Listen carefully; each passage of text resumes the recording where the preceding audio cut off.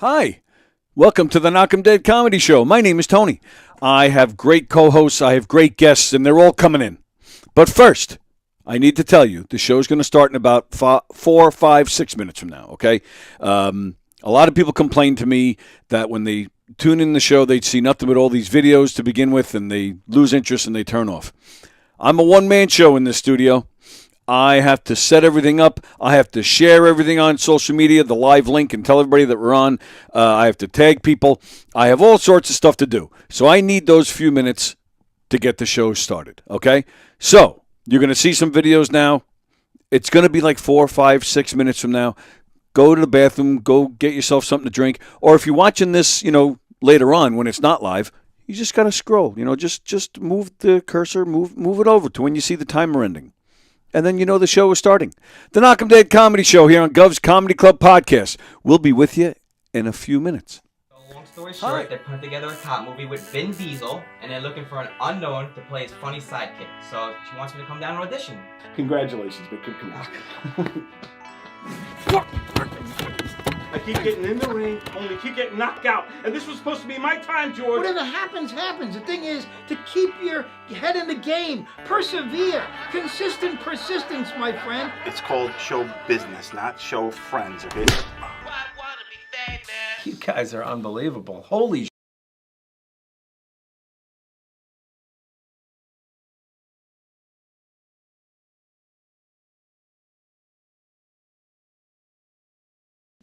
Hey, my name is Billy Ward. I've been a professional stand-up comedian for over 30 years. Hello, ladies and gentlemen. I am so happy to be here tonight. Yeah, 30 years. And I'm still waiting for my big break. All right, fuck it, comedy time. But honestly, at this point, my big break is probably a hip. Comedy? Maybe I should have picked a different career. Funeral director would have been more uplifting. I've worked at this club forever, and I've seen it all. Great comics, terrible comics, customers who think 2-drink minimum means 2 drinks for the entire table. He's trying. Look, I can't complain. I got a great boss, good friends, and just enough craziness to keep things interesting. Truth is, life hasn't always been easy. I battled addiction, made some bad decisions. Okay, mostly bad decisions. All I get is bitching and complaining from you. Always feeling sorry for yourself, man. But somehow, I always land on my feet. And then one day, life threw me a curveball. You didn't tell me you have a daughter. I don't have a daughter. A daughter. Turns out after all these years, the biggest thing that happened to me wasn't in comedy. It was family. Because life's not a drama, it's a comedy. And if you're not laughing, you're probably crying. I'll be giving hand job for whiskey in a week. Either way, you're gonna need a ticket.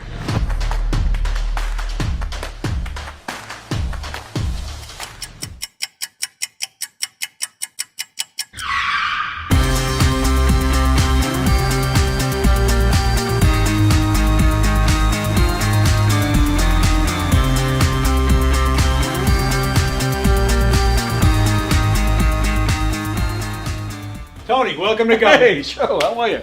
I gotta pat you down though, pal. Oh, yeah? Yeah. All right. Got anything on you? Anything I should know? I got nothing. Anything weird going on? What? Alright, you go in, Tony. Good. Thanks, Joe. Appreciate it.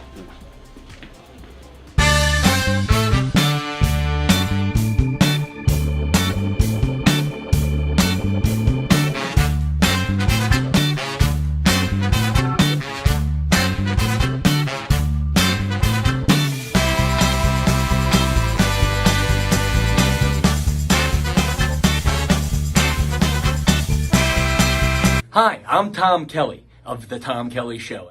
Yes, this is not the only time I've gotten on my knees in the back room of a comedy club.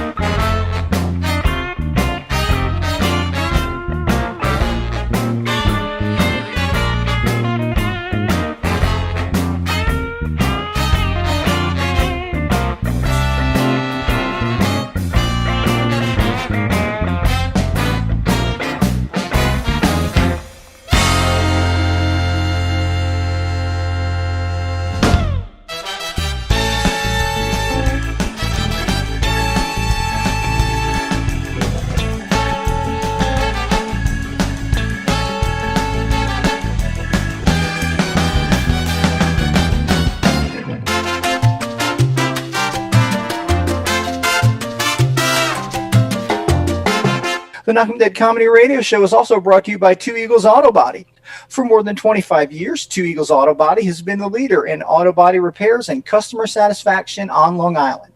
Two Eagles Auto Body handles every type of auto repair, from custom applications and restorations to repairs involving insurance claims. Give Two Eagles Auto Body a call, and please ask for John Rossi at 516-328-2527. That's 516-328-2527.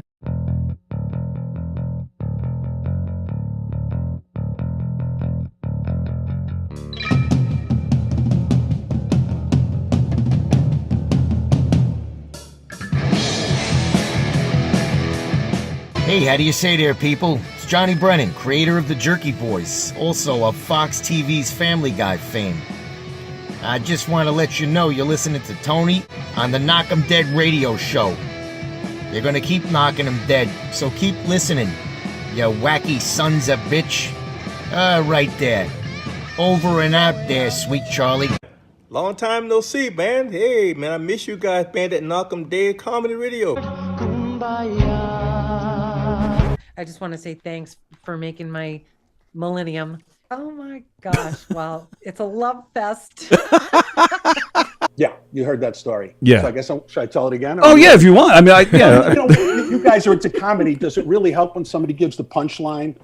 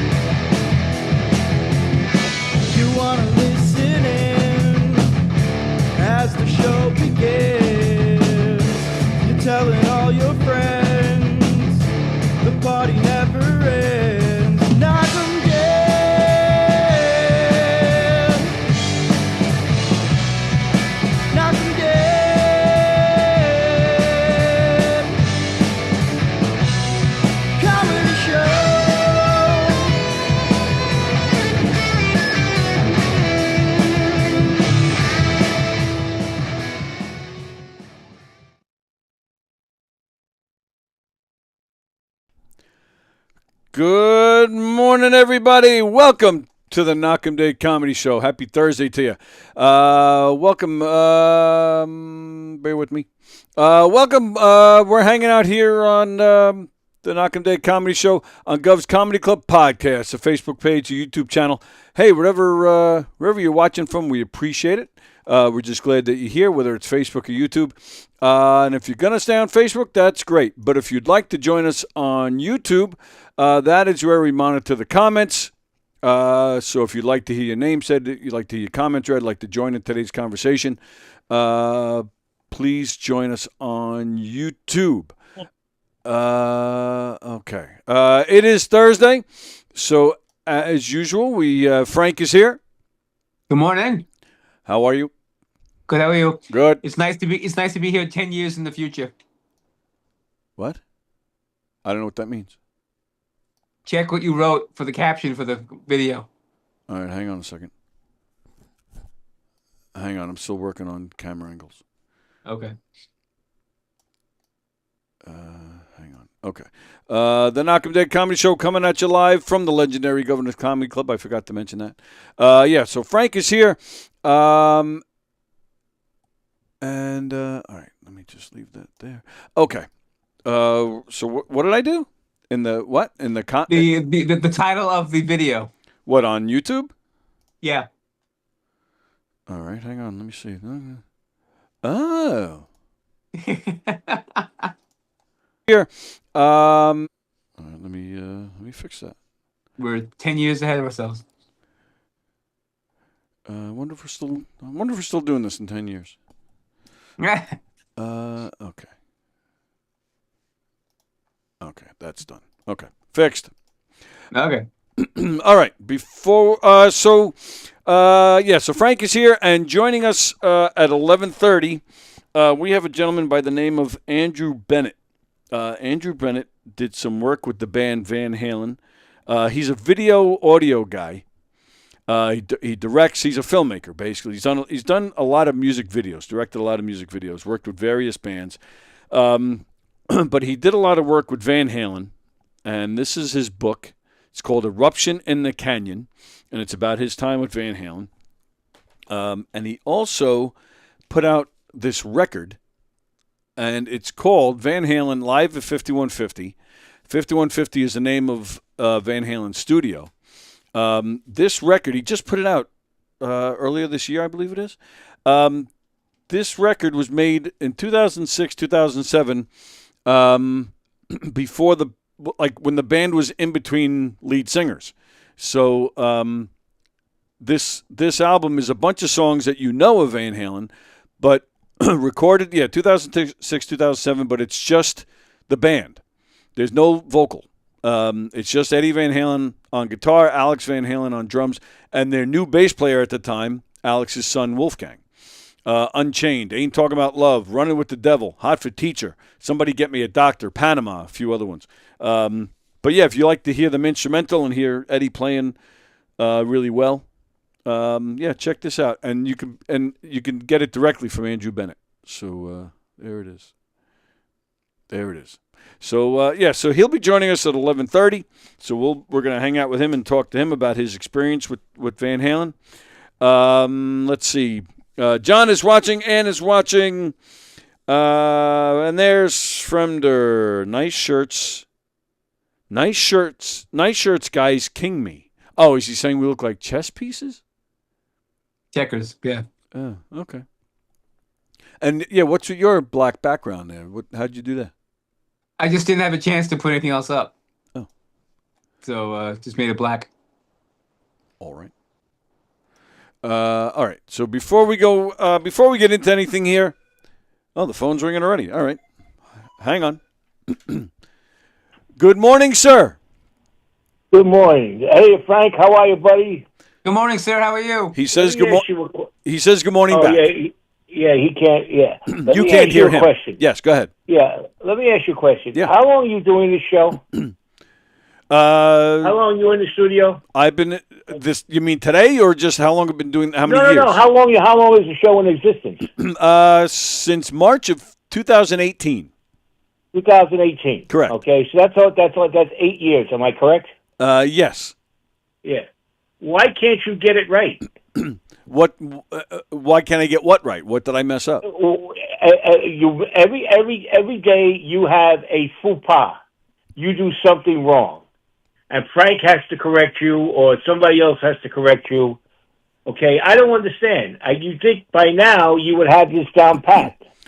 Yeah, are you referring to me messing up the date? Absolutely. So, anybody? Don't stutter. Well, I'm the only one that's allowed to stutter. That's true. Everybody, has a typo. I mean, that wasn't like, it wasn't really the end of the world. Now, was it? No. Well, that's not the point. Okay, you're supposed to be a perfectionist. Okay. Yeah. You take pride in your work. I sure do. And I would say 4 out of the 5 days this show is on, you make a faux pas, as we like to call it in my world. All right, why can't you make a mistake when Kaplan's on the show? I don't like you make a mistake when Frank is on the show. Bringing Kaplan on the show is a mistake in itself. You're absolutely right. I stand corrected. You're absolutely right. Especially yesterday. Yesterday he was off. Oh my God. Anyway, listen, I just want to call and break your balls. Thank you. All right, say hello to Frank. All right, he looks marvelous. All right, and that's about it. We're up in Pennsylvania. It's beautiful up here. It's 71 degrees. Wow, that's a nice day. Yeah. It's gorgeous up here, I tell you. And looking forward to surprising you someday soon. You're going to get a Buc-ee's run. Well, and keep August 30th in mind. It looks like that might be the day, pal. That August, good. That's another reason why I'm calling. August 30th. Okay, that's fine. Okay, I had a long chat with Jeff Skelzy yesterday about it. He's going to do his best to make it work. Mike Keegan, unfortunately, cannot do that day. But so far, everybody I've spoken to, that date works for everybody else. So I think that's what you have to give me a head count because I have to make a reservation. Okay. I will get on that for you and find out exactly who's coming. Yes, and everybody's okay with the venue that we're going to? So far, yes. Okay. All right. That's great. Yeah. All right. So I figured between 12 and 15 so far. Am I correct? I do believe that is what we could be looking at. Yeah. Yeah. All right. Excellent. All right. All right. Listen. Have a great rest of the show. All right. And as always, suck an egg. Thank you. You too. Goodbye. Sucking an egg over there is John Rusiello. That was his daily ball busting session. Before we go any further, ladies and gentlemen, we'd like to wish a very happy birthday, turning the big 6-0 today, Greg Halverson. Happy birthday, pal. I don't know if he's watching. I haven't seen his name. But happy birthday, the big 6-0. Holy moly. He's old, but he looks younger than the two guys you're looking at right now. That's for sure. So happy birthday to him. Let's see. Fremder. Eddie Van Halen started me playing guitar. So we have Van Halen to blame. I remember before I could afford CDs, I used to put my karaoke machine up to the receiver of my phone and listen to samples from BMG, the company that you get all the CDs for a penny. No, that wasn't BMG with the penny. That was right, Columbia House. Columbia House, right? Yeah, that was Columbia House. BMG, aren't they like the like? Aren't they a publishing company or something? Sounds right. Yeah, I think so. But why would you have a karaoke machine, but you couldn't afford CDs? I'm buying CDs before I buy a karaoke machine. I don't get it. Let's see. Fremder, holy shit, it's a 5-word comment, and it's checkers, not chess. All right. Hi, my name is Tony, and I just learned my ABDs. All right, Ann says she disagrees. She likes Kaplan. I like Kaplan. I'm just picking on him. You read comments like a blind 5th grader. I really don't. Just your comments need help. Everybody's saying good morning. If Kaplan was in a classic rock band, it would be an AC/BBC. Oh my goodness. All right. Well, that bought us some time as we wait the arrival of Andrew Bennett at 11:30. Talking about Van Halen now. Francis, you're not really a Van Halen guy, are you? Not so much, Anthony. So, well, at least Anthony is my name. Your name's not Francis. True. So what? I like him. I'm not a big fan, but I like him.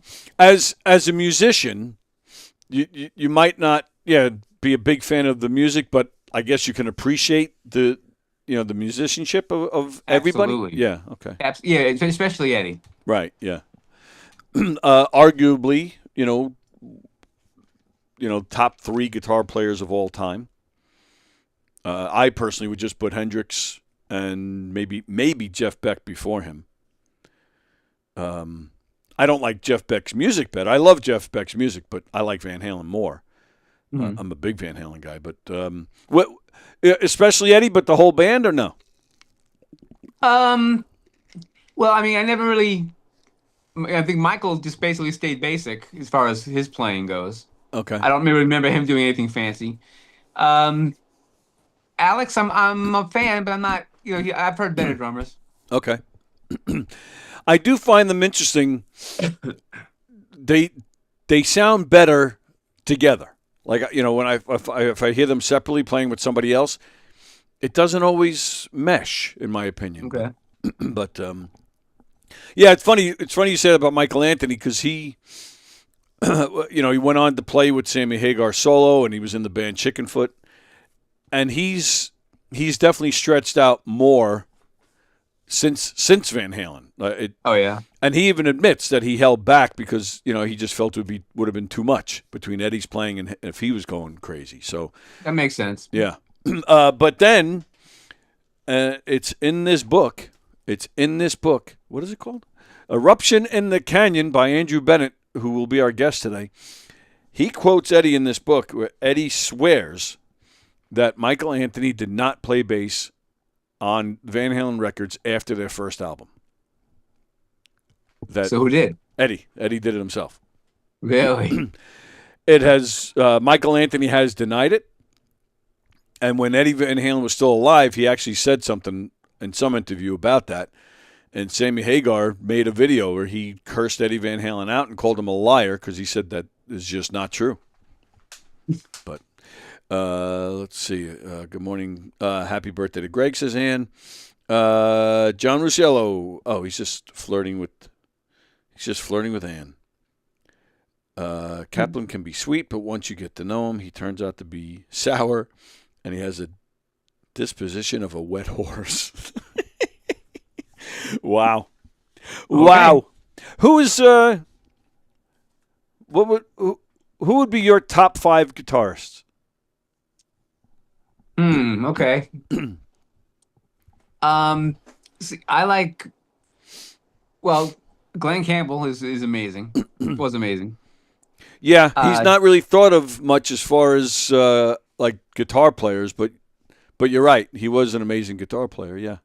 There's a video of him doing "Gentle on My Mind" on some Nashville TV show. Great song. You have to see what he does on it. It's phenomenal, and he's in a room full of country music stars, and they're all in awe of him playing the song. Yeah, it's amazing. Oh, very nice.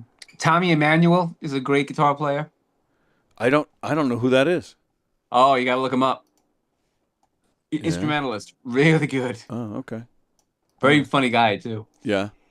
Trying to think who else was.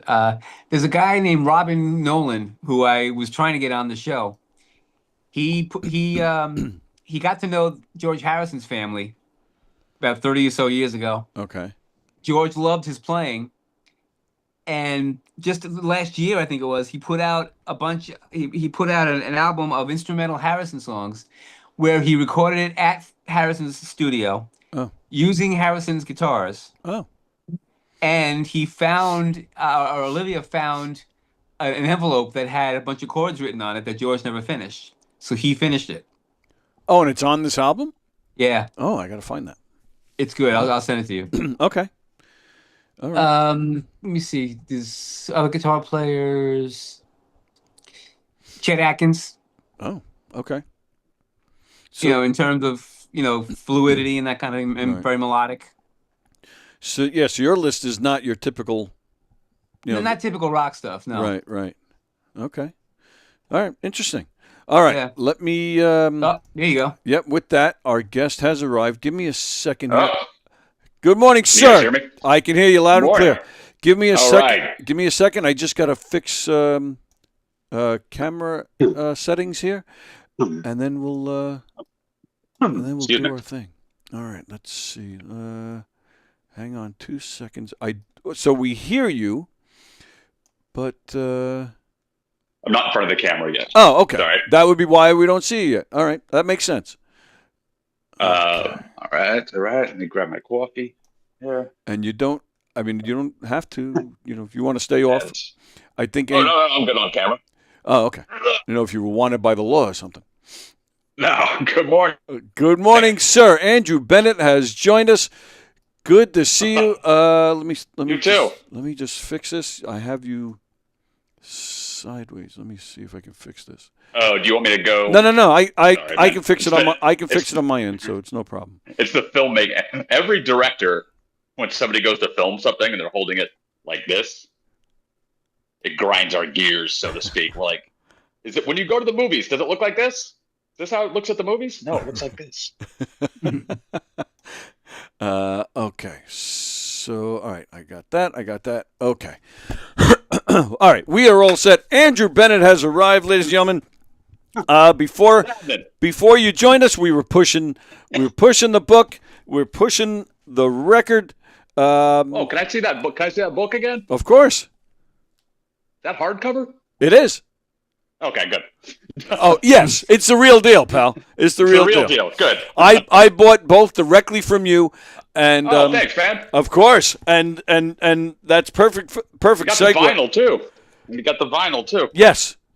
Right. Which I love. I was raving about the record before you you joined us. Thank you. And I will say that since I'm mentioning that I bought them both directly from you, that I wanted to point out that dealing with you directly was an absolute pleasure. You when you first started promoting the record and taking orders. And I don't mean this as a negative thing. It was just a fact that the orders didn't go out as quickly as planned. But you were great about it. You kept people updated on social media. You sent out emails, and then even me, I had the email that showed my purchase, but you didn't have record of it, and I sent you screenshots. And you didn't give me a single ounce of shit. You said, all right, well, you got the email. It must be something on my end. Yeah. Nothing, and there was no problem whatsoever, and you sent it out to me. And I thought that was super. And there was a little glitch, I think, on the platform there in the beginning. Addresses weren't showing up.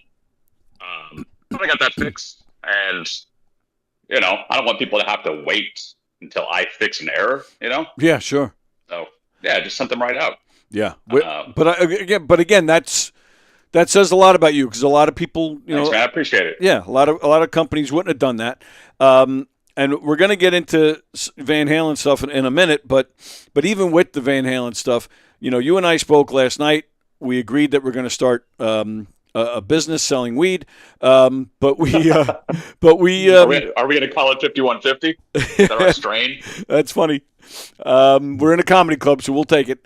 I think I'd call it Eruption. Oh, that's a that good has one more too. kick to it. Well, that would be the name of the porn shop that we open. There you go. Yeah. Or Atomic Blunt. That's a good one. I like it. But even dealing with Van Halen, like I even had somebody reached out to me this morning. A friend of mine reached out to me this morning and said, "Oh, can't wait to hear all about the craziness around Van Halen." And I even said, look, this guy he's a classy dude. He's not going to be sitting here talking about cocaine and women. I mean, not when it comes to Van Halen. Anyway, we can talk about those things I'll ourselves. talk about myself with myself and cocaine and women. Right. Yeah.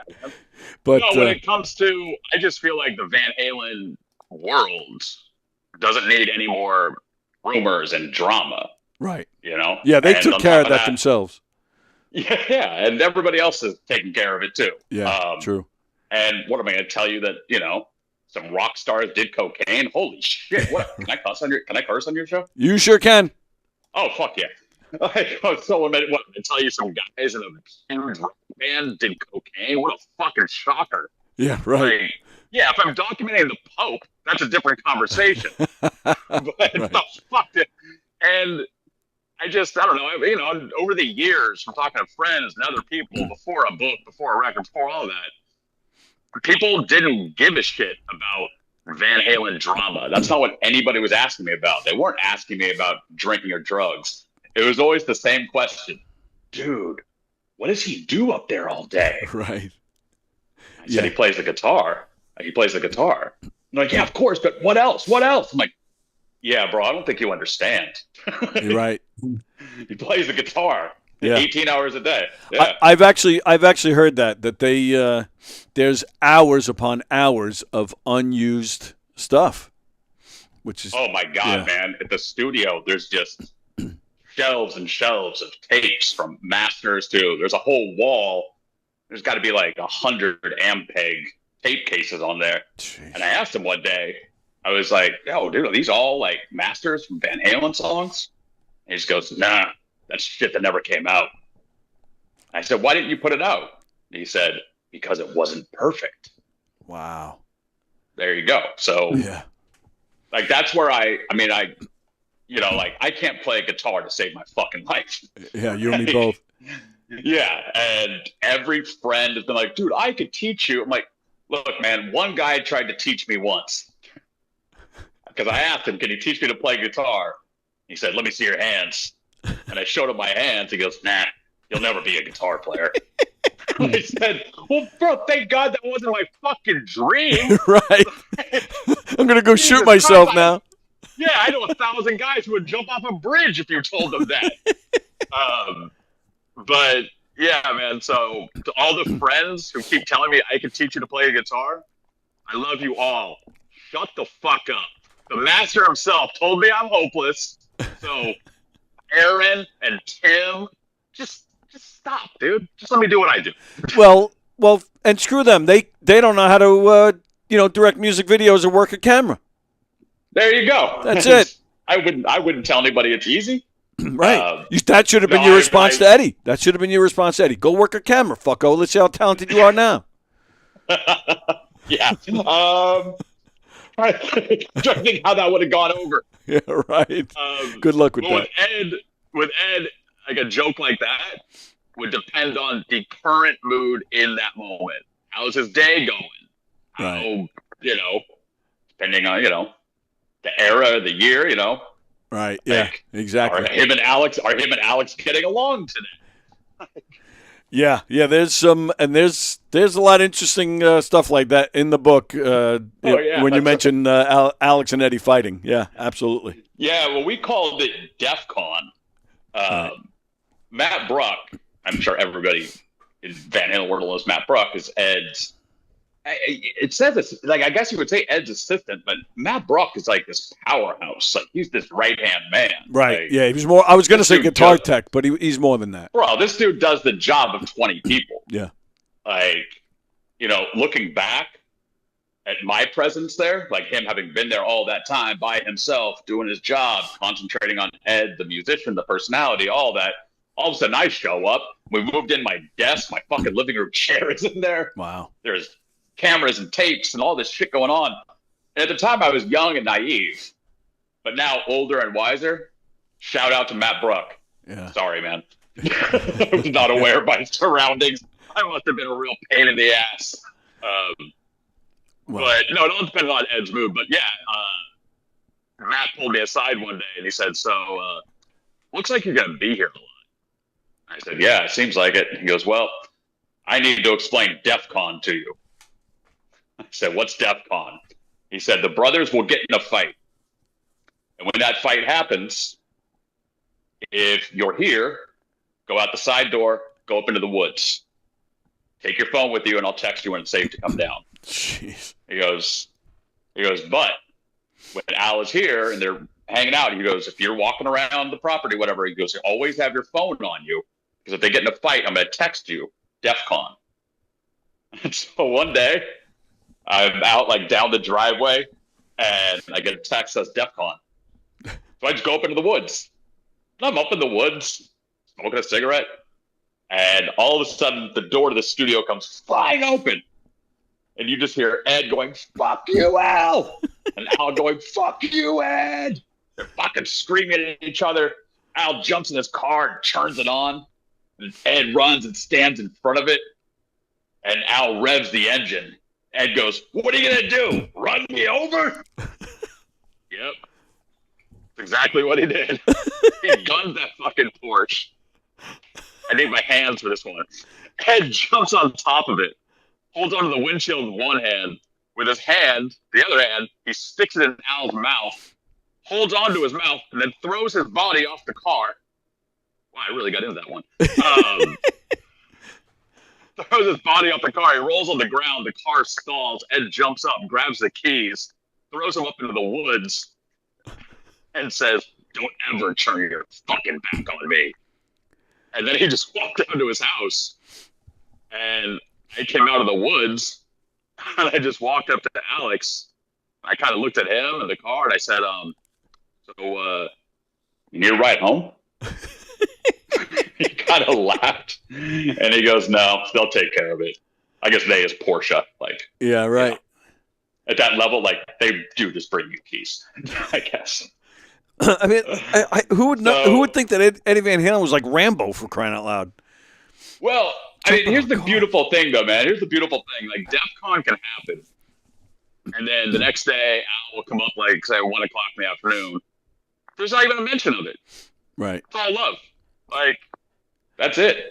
And they struck me as having the relationship where they can fight like that, but then if you're having a fight or anybody's having a fight with one of them, the other is going to jump right in and defend his brother, to the death. Oh, yeah. Yeah. So it's just cool. Yeah. Yeah. No, it's brotherly quarreling, I guess. I guess. I mean that's my brother, the third guy here in the chat here, and I don't think we've ever had a fight like that. No. Well, I don't think so. No. I mean, I'm sure there's times we wanted to run each other over, but I don't think we had the balls to actually do it. That's just something. Yeah. So with a story like that, I usually end it by saying, and that was a Tuesday. That was just a fucking Tuesday, dude. That's great. All right. Now, before we dive completely into Van Halen, I do have some questions. We want to get to know Andrew a little bit. So I want to go back, get a little history. But one thing I do with almost all my guests to kind of break the ice and give us a feel, I look on Facebook and I look to see what mutual friends we have. And it turns out we have 3. So I'm going to name drop. You can say anything you want about them, good, bad. You can, most likely in the Facebook world, you might not even know who they are. And so that's fine, too. You might say, I'm not sure who that is. So it's 3 names. So we're here in Governor's Comedy Club in Levittown, New York. So the first name I have for you is a comedian, J.L. Corvin. I know the name from Facebook. I see his name a lot. So shout out to JL. What's up? Sure. Another comedian, Brian McGinnis. Brian McGinnis. Not ringing a bell. All right, fuck him. Now all of a sudden Brian's gonna be like, "Fuck you, Andrew." Yeah, right. You guys probably hung out for months. Yeah, but I know Brian well. He'll get over it. Fuck him. All right. Now the last one, Andrew Paltrowitz. No. He wrote this book. No. But I'd love to meet him. Oh, okay. Yeah, you guys are friends on Facebook, so yeah. That was actually going to be anybody who's hung out with Roth. Those people should hang out with each other like a support group. I bet. Well, hi, my name is Andrew, and I worked with David Lee Roth. Hi, Andrew. Yeah. Yeah. I that's actually what I was going to ask. If you guys compared notes and try to have competitions to see who knows more about these guys. But no, I would love to chat with people. I mean, I've talked to Steve Rosen before. He's super cool. Oh, that's cool. Yeah. Yeah. Well, when the book came out, I was always scared. How are people going to react to this book? I'm like, I don't think there's going to be a middle ground. I think they're either going to love this book, or they're going to be like, "Fuck Andrew Bennett." Right.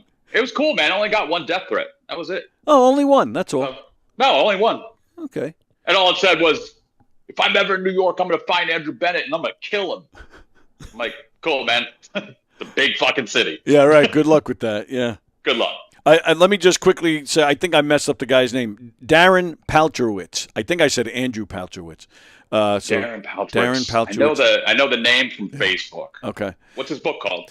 How David Lee Roth Changed the World. That's what it's called. Right. And he actually was on the show, and he explained how David Lee Roth changed the world. But yeah, damn, I want to read that. Yeah, he's a good guy, and it's a cool book. But I only spent 2 days with Roth. Right. But they are 2 days I will never forget. And all right, so we'll get to that in a second. So all right, let's get into how this all even came about. So you're already a director, a writer, and you had already directed some music videos, correct? I had done a handful. In 2001, excuse me, I did a documentary on Deftones. Right. I don't know if you know Deftones. I went on tour with them. That was the very first thing I ever did. I grew up with the singer and the drummer. I was an assistant to a big feature film director. I loved documentaries on bands. I really liked The Last Waltz. Oh, love that. it's the way it's shot is fucking beautiful. Yeah. The best rock and roll. What's your favorite rock and roll documentary ever? Oh, The Last Waltz. Oh, okay. That's definitely up there. But I would put the Chuck Berry all Hail Hail Rock and Roll. I would put that on top. Oh of it. yeah. That's for sure. great, man. And then on the like lo-fi Gen X level, Meeting People Is Easy on Radiohead. Oh, it was fucking good. Oh, that's interesting. Yeah. Okay, I've never seen that. Yeah. Or as when the documentary was done, the head of the label hated it. He called it dark and depressing. I said, well, that's kind of what we're going for here. Right. Life on the road. That's what this documentary is about. It's not about the history of this band. And I said to the guy at the label, I said, well, our inspiration was to kind of show this rawness, like Meeting People Is Easy on Radiohead. And he said, I'm trying to turn this band into Limp Bizkit, not Radiohead. Wow. And then this smart-ass 23-year-old kid who's never done shit says to Guy O'Siri, why would you want to turn them into a band that sells 3 million instead of a band that sells 10 million? Wow. Yeah, he didn't like that. I thought it was pretty basic fucking math. Right. No, good for you. Good for you for having the balls to say something like that. Yeah, it's kind of been first too. Keeping this fucking mouth shut. But I had done that film, and then off of that film, Deftones gave me my very first music video. Okay. And it was a gritty one. We took a bunch of tour footage for the song Digital Bath. And I got lucky, man. That video blew up. And it was able to like get my foot in the door and get a couple of little music videos. Deftones were definitely helping me out. Right. In 2003, I met a record producer named Glenn Ballard. And story for another time, but Glenn Ballard discovered Katy Perry.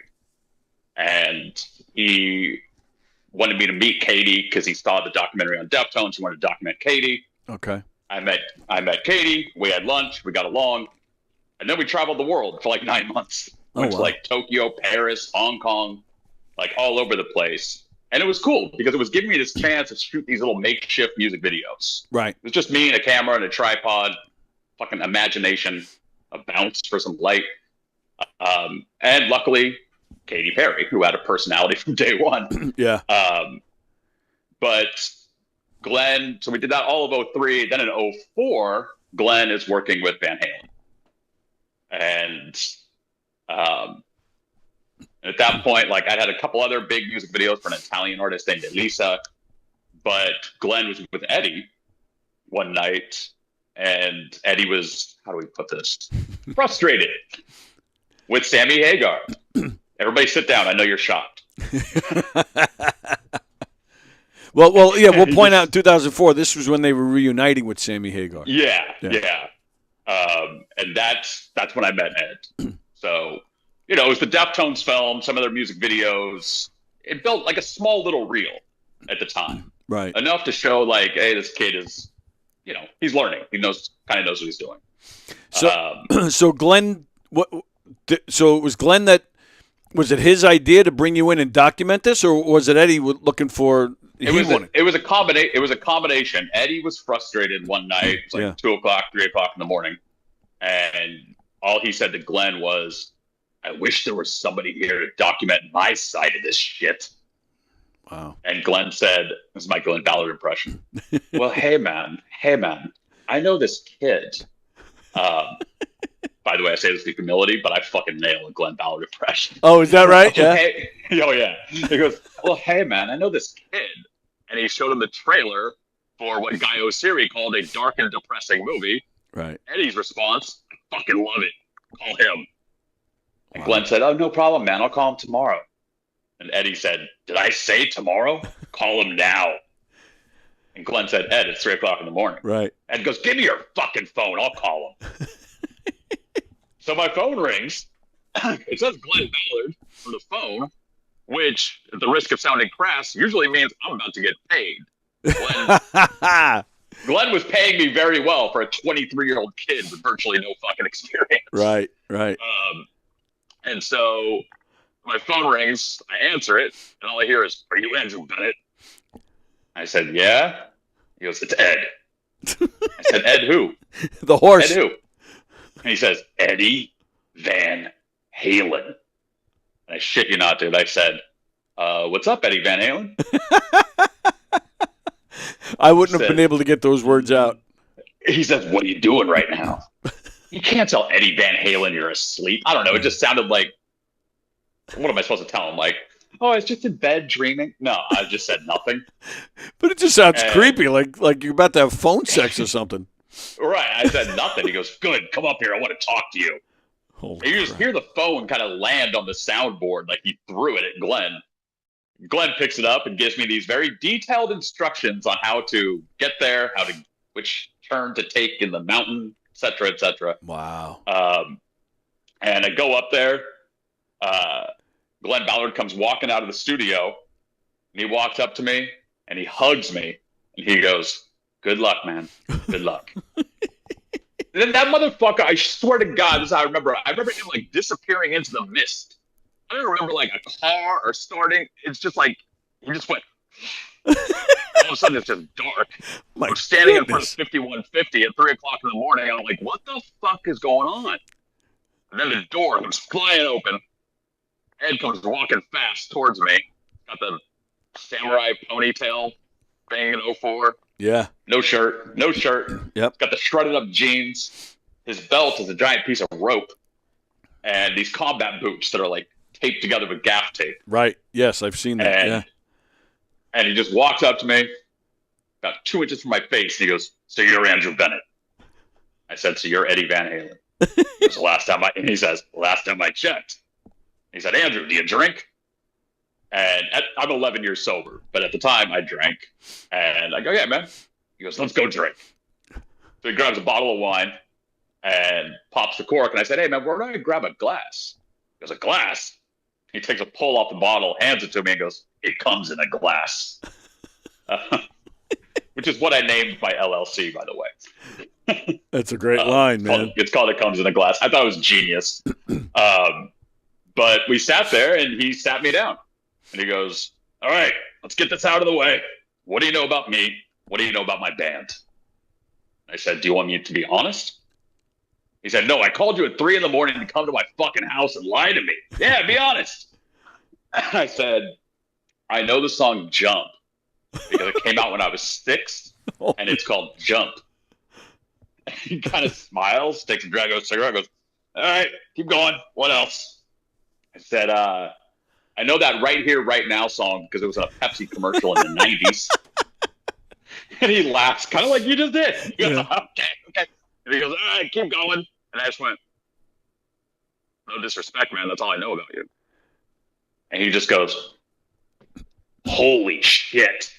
I haven't met anybody in 30 fucking years that doesn't know everything about me." Wow. And he just got up, kissed me on the lips, and goes, "You and I, Andrew, we're going to get along great." And he goes, "All right, I'll see you tomorrow." And then he just walked out.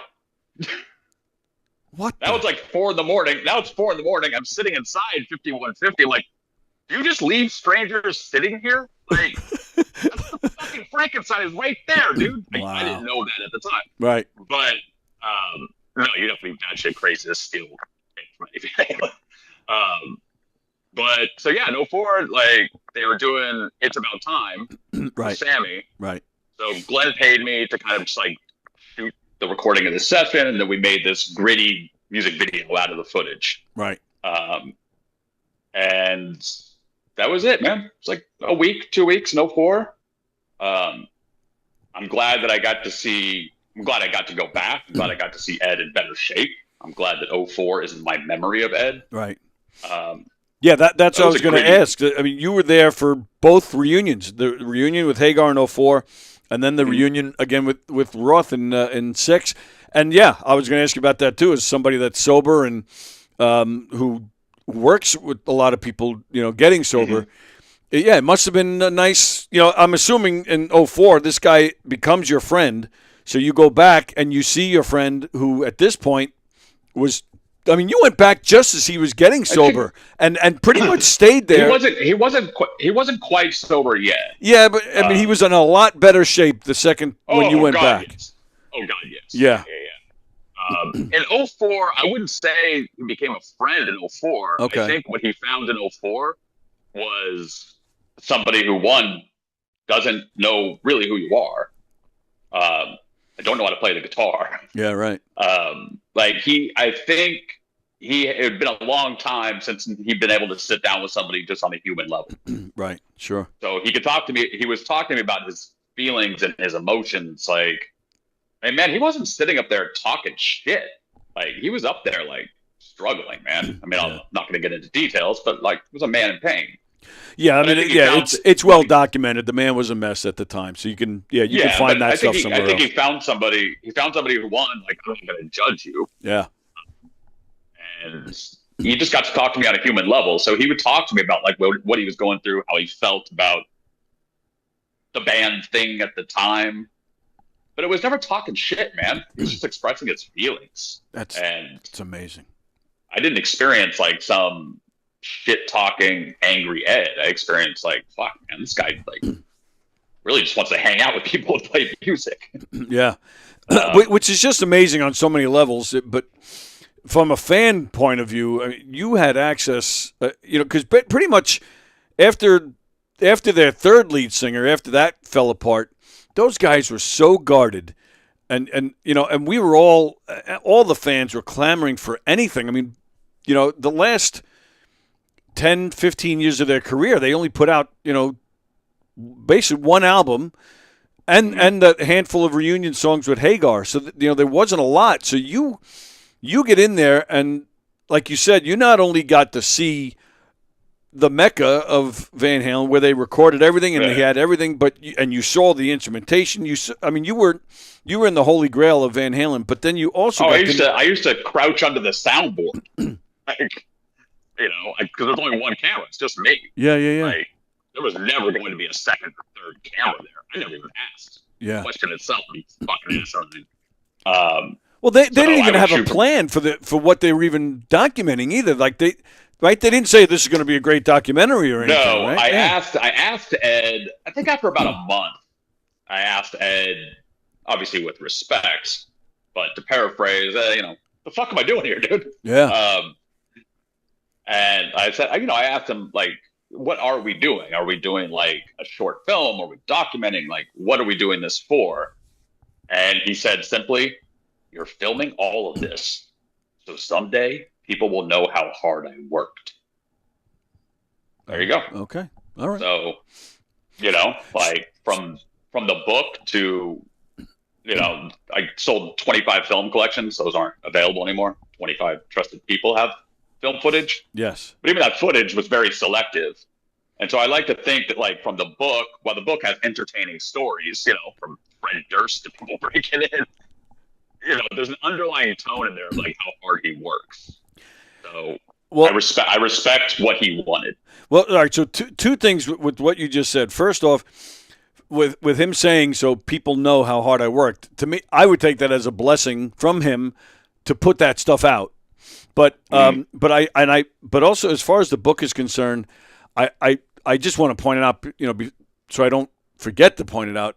Your photos in this book, I mean, it takes you right into that studio, and they're not just photos of them smiling or close-ups of his guitars. Like you really get a feel for being in that studio. And oh, cool, man. Yeah, and again, a huge Van Halen fan like me, to see them, working with Sammy and then seeing the progression of Eddie taking care of himself and seeing the next version of the band with his son and all, it really, this book is, it's just amazing. Yeah, the photography alone. Thanks, man. Yeah, absolutely. Yeah, it's very well done. Yeah, I had never really, like, I think the book came out in 2020.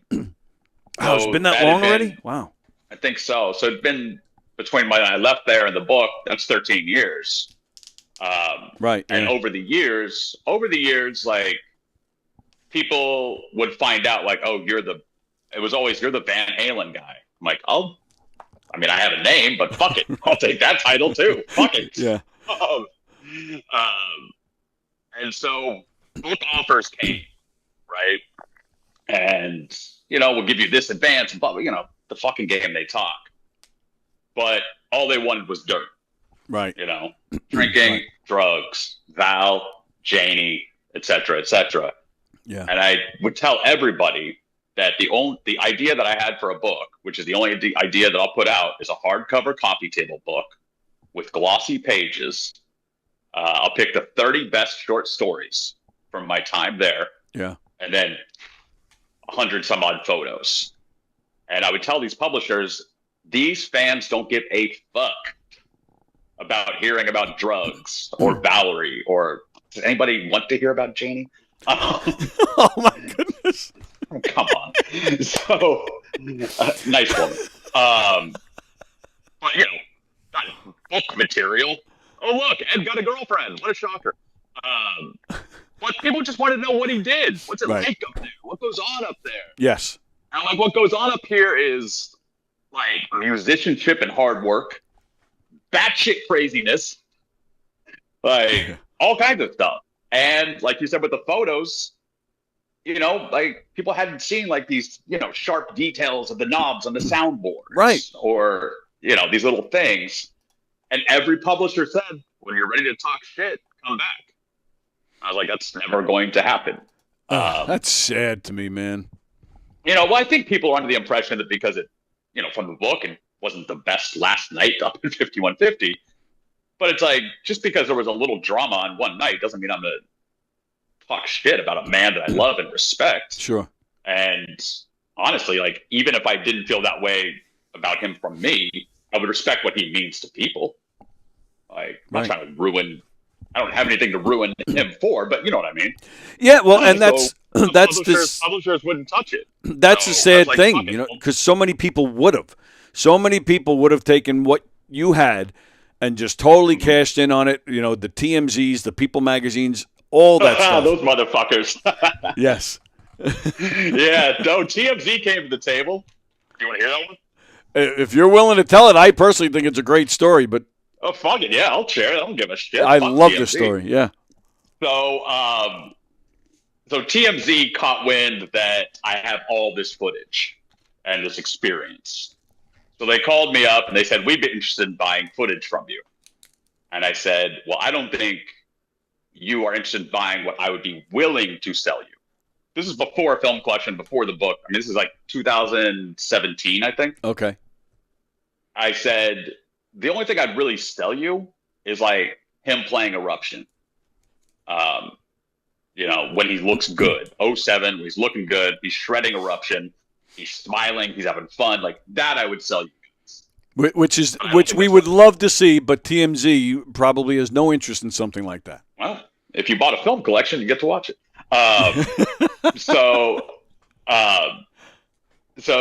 I told him, I said, look, there's no point in us meeting. There's no point in us talking. You guys just want him, you want the 06 shit. You want the 04 shit. 06, he's just, he's just drinking wine, but he's still shredding.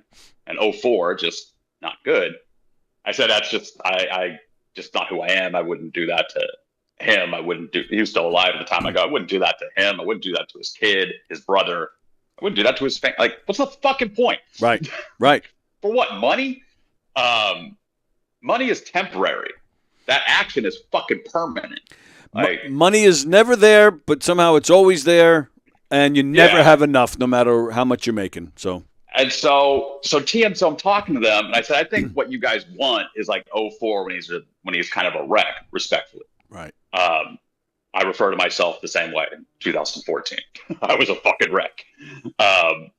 But the guy at TMZ on the phone has this tone in his voice, and he fucking laughs. And he goes, well, hey, man, that's what we do. Ooh. Yeah. I'll say this. Ed said to me once, Andrew, you know me. I'm just Ed, right? I said, yeah, man, you're just Ed. But sometimes, Andrew, these people push me. And that's when I have to become Eddie Van Halen. And I swear to God, I had this like Ed shift in my head. Like I was lighthearted in this conversation. I was ready to hang up, move along. And then you said that. And all of a sudden it just went click. And I said, man, I'm going to call you guys back in 10 minutes. So I hung up. I was in New York at the time, and I called a friend of mine. I told him TMZ called, these disrespectful fucks. I go, I have this idea. Are you in? And my friend was in. So I called TMZ back. And I said, here's the deal.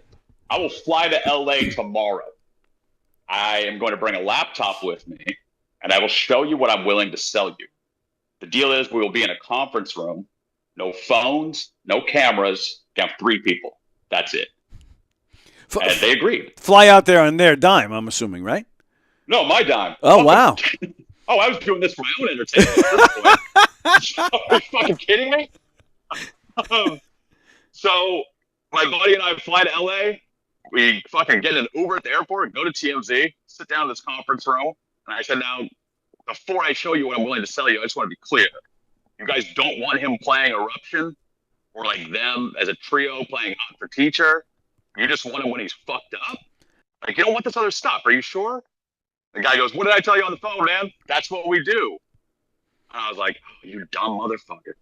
So I open up the laptop and I hit play. My friend is sitting like off in the corner trying to hold his shit together. Yeah. Because he knows what's about to happen. And I hit play and you hear Eruption.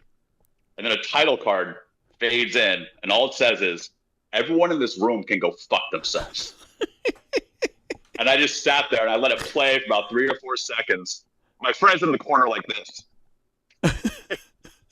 And I just said, oh, I think we're done. And I closed the laptop. I got up and we left. And we're in the elevator on the way going down. We've already called the Uber. We're going back in the Uber and back to the airport. We didn't even stop for lunch. Wow. We're going down the elevator. My buddy goes, so let me get this straight. Did we fly 6,000 miles today for those 3 minutes? I said, yeah, it's exactly what we did. He just goes, fucking worth it. Oh, then we totally worth it. Then we're outside waiting for the Uber. And he says, you know, man, I got to say, Ed would be proud of you. I said, thanks, man. I hope he would. Yeah. There's a lot of us proud of you on that. Fuck you know, them. man, Right. I appreciate that, but I just feel like that's like just the shit you're supposed to do in life. You're not supposed to throw somebody on the bus or sell somebody out. That's why would I do that? Like, Right. I mean, I just don't have anything bad to say about the man. And if I did, I'd keep my mouth shut. But. Right. But again, you know, they would have paid handsomely, and you'd be set for a long time. But at the same time, which a lot of people don't think about, then they're known as that person, you know, and it's just, to me, I'm with you. It's just not worth it. So yeah, again, And that's not who I am. And Right. especially as somebody, you know, a former fucking cokehead alcoholic, Jesus Christ. If somebody had been documenting me in 2014,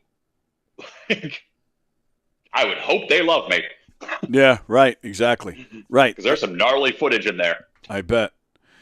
I don't know. I don't remember 2014. Wow. Well, yeah. Well, and congratulations on the 11 years. That's fantastic. That's great. And you know what? Let's do it since we're talking about that. Now you're working on You're working on a book about sobriety. Yeah. So I've been sober for 11 years. I've counseled and mentored guys over the years. And so I have a strong understanding of sobriety. I know what it takes to get clean, stay clean. And I did rehab. I did intensive inpatient residential rehab where I had to go to 3 AA meetings a day. Wow. You know, sleeping in a room with 4 other guys, eating fucking donated food on a plastic tray. Yeah. Not allowed to leave. Can't fucking go anywhere. Right. But what I did my 3 months there was, instead of biding my time fucking chain smoking and eating shit food, well, I did chain smoke and eat shit food, but you don't have a lot of fucking options, man.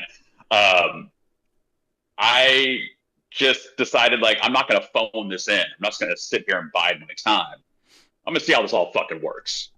And on top of that, I think it was like my first week in rehab, my mom came to visit me. And I saw the look on her face. That's all I fucking needed, dude. Right. That's it. Like, nothing will ever be more important than never putting that woman through that pain again. And so when I work with guys, I ask them, like, right off the bat, why do you want to get sober?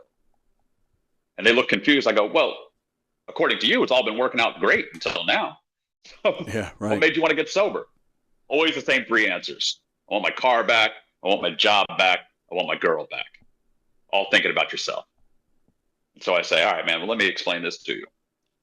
Your car's gone. That shit was repoed. Your job? Yeah, somebody else has got your job. And your girl? You don't even want to know, man. You don't even want to know. But that girl's gone. Yep. Which brings me back to my original question. Why do you want to get sober?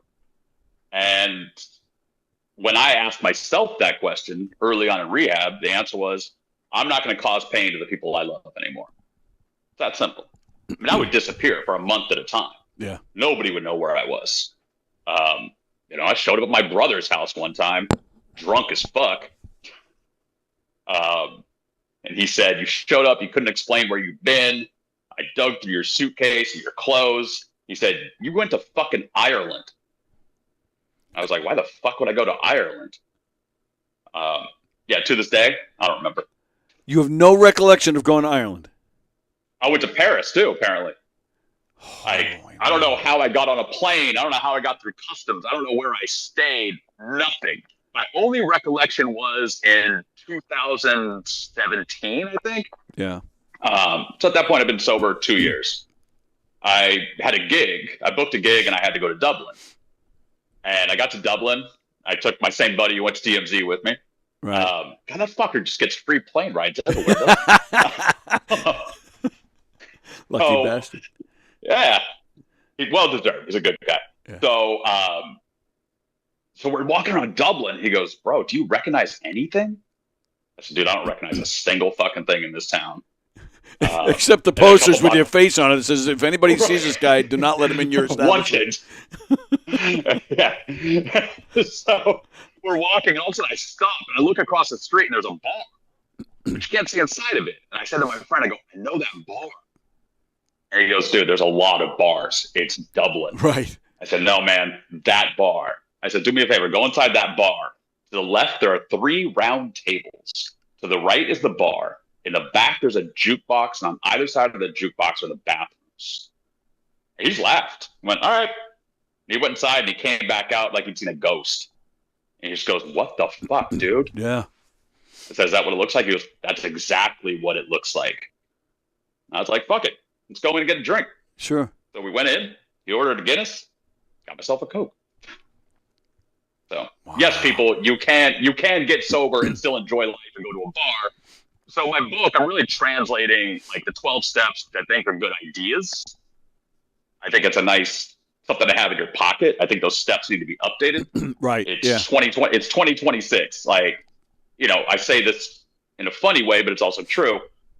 If you're trying to get sober in 2026 and the program you're going to or the people you're working with or literature you're reading isn't talking about your dumbass Facebook posts at 2:00 in the morning, your self-pity bullshit, text to your ex, whatever it is. We Right. live in a different age, man. That book was written 100 fucking years ago. Right. And while this shit sounds funny, it's true, man. Yeah. Yep. Absolutely right. So I'm just trying to bring this shit into a new era. And so I do interpret the 12 steps. I think if you're trying to get sober, go to some AA meetings. It has a cultish feel, but nobody's making you join the cult. You don't have to speak. I've been to 200 AA meetings. I've never spoken at a single AA meeting. Oh, wow. My take on AA was I'm going to sit in the room, I'm going to shut up, and I'm going to listen. I hear a lot of the same shit all the time. But every now and then somebody speaks, and I'm like, oh, yeah, I like what that guy had to say. Mm-hmm. That was good. Yeah. The copy shit. But no, I see a lot of people put off by AA. And I'm trying to get across, it's a nice little foundation. It's a good place to start. You don't have to go to AA meetings for the rest of your life. You don't have to join. You don't have to do any of that. Yeah. And I'm not I think to each their own. I think if the program works for you, that's fucking great. Sure. If you need to go to 7 meetings a week to keep your life together, I fucking respect that. But I don't want people to be turned off because they think that's what they have to do. Do you think that stigma, though, has gotten a little less as time goes on? Because it just seems like we all know somebody that's been there. Yeah, I think when it comes down to sitting in a room at an AA meeting, they're depressing. They're drab. Yeah. Fluorescent lights, it's stale cookies, it's shitty coffee. Right. Honestly, man, if you're 23 years old in this day and age, do you really want to go to that drab ass room and sit around with a bunch of these fucking old timers it's not going to work on a 23-year-old. Yeah, sure. Right? You need to speak to generations in their language. Right. God damn, the fucking AA book was written before the phone was invented. Right. No, I do it because I've worked with a lot of guys who are put off by sobriety because of AA or just because of like what it takes. But I just have a very blunt approach to it. That's all. Yeah. I'm not painting fucking rainbows. I'm not telling you to, fucking pray 10 times a day. When it comes to the religious aspect, the God aspect, that's for you. Choose whatever you want. Yeah. So I'm just trying to make it kind of a simple, blunt approach to sobriety. So that's great, though. Good for you. Basically, my first intervention was from Deftones. I'd gone to a show in New York, out of my fucking mind. Like, at this point, like, I'm excessive cocaine and vodka. Wow. And the drummer called me the next day. And he goes, "Hey, man, so at the show last night, you were fucked up." And I said, "Yeah, man, I know." And he just cuts me off. He goes, "Man, shut up. You've been fucked up for a long time. We can tell." Dude, when rock stars are telling you you've been fucked up for a long time, and they can tell, you might have a problem. Yeah, when a rock star is telling, like if Keith Richards tells you got a problem, yeah, you got a problem. Right. If Keith Richards is like, "You should quit smoking." So Abe says, he goes, "So look, man, we had a band meeting about you."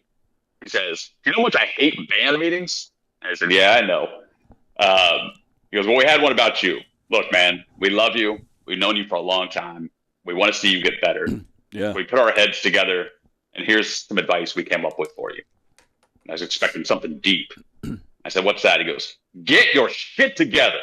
Wow. So, working title of my book is "Get Your Shit Together, A Blunt Guide to Sobriety." Nice. There you go. That's great. Yeah. Very nice. Step one, admit you have a problem. Is this book currently in your hands? It is? There you go. We're done with step one. Mm-hmm. If somebody has given you this book, you got a fucking problem.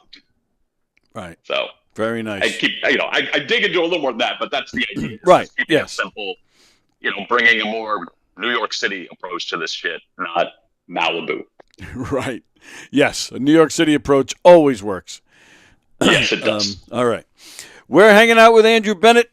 Let's see. Oh, I put the record on the screen. There it is. VHsessions.com is if you want to get the record. I'm telling you, it's fantastic. You don't even need vocals, and I'm a big fan of both singers, all three actually. But oh no, so am I. I just thought the instrumentals. Yeah, I mean that's what does cool, it. And it highlights so much more of the three instruments. Yeah, and I also just thought like it's so fitting. Everybody spent 40 years. 30 years at this point, arguing about singers. Right. Well, I just pleased everyone. Here you go. No singer. Right. Did you, so when you first got in there, you didn't know anything about Van Halen. Did you become a fan at that, after? Oh, hell yeah. Yeah. Okay. Oh, I mean, day one, like in 2004, he was doing It's About Time. Right. So he wasn't really tapping, I'm not a musician. There was a different kind of like tone to it on It's About Time, that dun, dun, dun, dun. It just, it was different. But then when I went back in 2006, I mean, I know it's super typical, but the first time I saw him play the opening to Hot for Teacher. Nice. And I was, 6 inches from the fretboard, and I'm watching this fucking hand. I swear to God, the fingers like come out. I don't know what it is. Yeah. But that was my first experience of, who the fuck are you? Right. How are you doing this? And I know a million guys can play the opening to Hot for Teacher. But as somebody who doesn't know the guitar, has never seen anything like this, and now I'm seeing it 6 inches from my face, I was like, wait a minute. I think I got to get to know you better. Right. So Matt Bruck put together, kind of a like, here are the things you should know. One of the things he left out was Eruption. Right. I had never heard Eruption before until the day he played it. Oh wow! And he only played it once. He only played it once because they're about to go on tour. So I think he's playing it.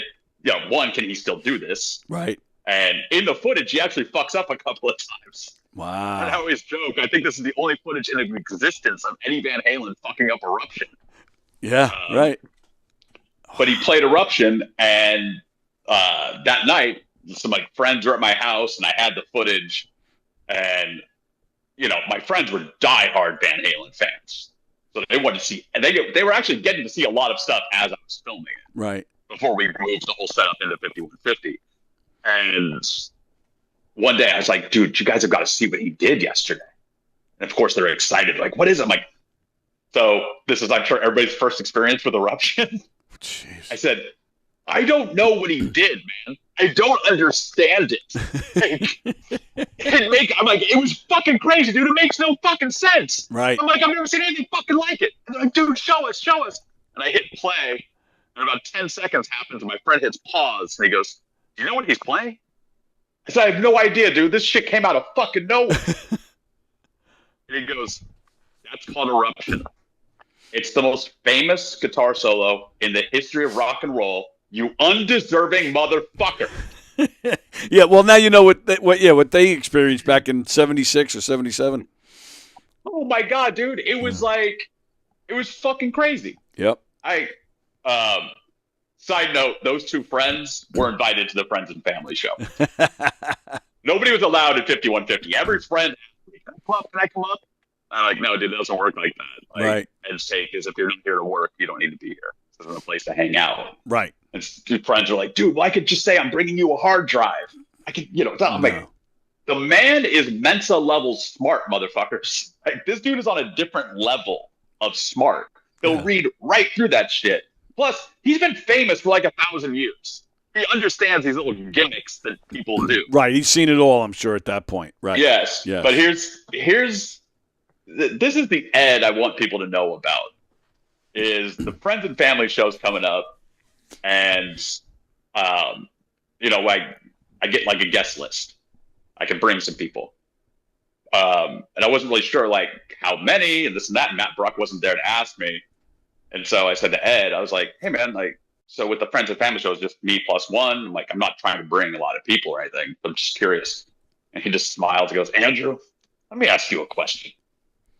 How many of your friends tried to come up with bullshit reasons to come up here?" Yeah. I said about 6. He goes, invite them all. Nice. And so I invited those 6 friends. And after the show, after the Friends and Family show, Ed comes up to me and he goes, where are those 6 friends? I said, they're right over there. He goes, come on. And he walked over and he hugged each one of them, kissed them on the cheek, took pictures, and gave them pics. That's cool. That's who he was, man. That's cool. And he's probably, one of the most humble rock star I've worked with, and I've worked with a lot. I've had the pleasure of meeting Sammy. Actually, I've met the 4, the Sammy version. I met those guys, and they were all great. But I've met Sammy a few times, and it's not like I'm intimate friends, but every time I met him, he was super cool. He's super cool, man. I did a music video for him. Right, you did Loud, for Loud. Yep. And when the label called me, they're like, "Hey, basically, music video directors, the label will pick 3 or 4 directors they think would be good for this gig, and then they send you the track.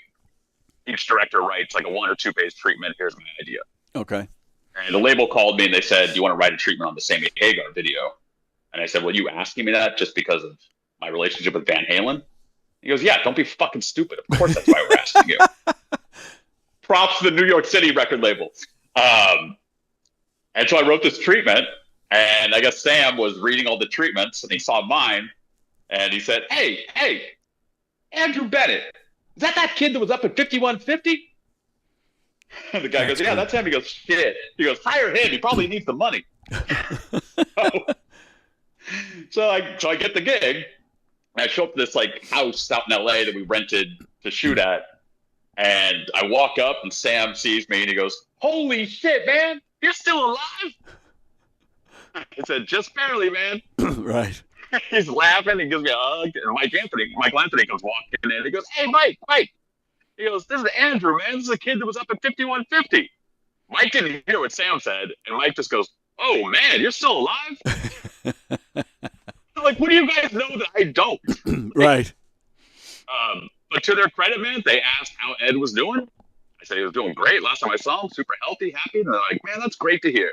Yeah, That was that's it. cool. Very nice. They didn't have any. They didn't have any shit to talk. I mean, Sam's book was another deal, but like, I don't know. My experience was they were both respectful, especially Mike. Dude, that's one of the nicest dudes I've ever met. Yeah, absolutely. Yeah. All right. So, as usual with this show, when we have great guests, time flies. We only have 10 minutes. Sorry, man. No, nothing to apologize for. I mean, I could, sit and talk for hours like we did last night. I think we did a little over 2 hours last night. But there's just three things that I wanted to fit in, before we go. Cool. So, you mentioned in the book that you and Wolfgang became kind of close while you were there. He became like a buddy while I was there because, I mean, my take is because of the age gaps going around up there. Yeah. Wolf, then me, then Matt, and Al. Yeah. Matt's all business, man. I never saw Matt like relaxing or scrolling on his phone. Well, we didn't have phones to scroll on then. Right. But I mean, like Matt was all work, all business all the time.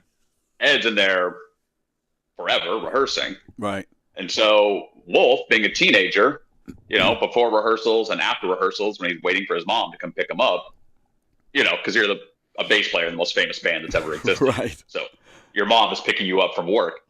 Not a bad after-school gig. Yeah.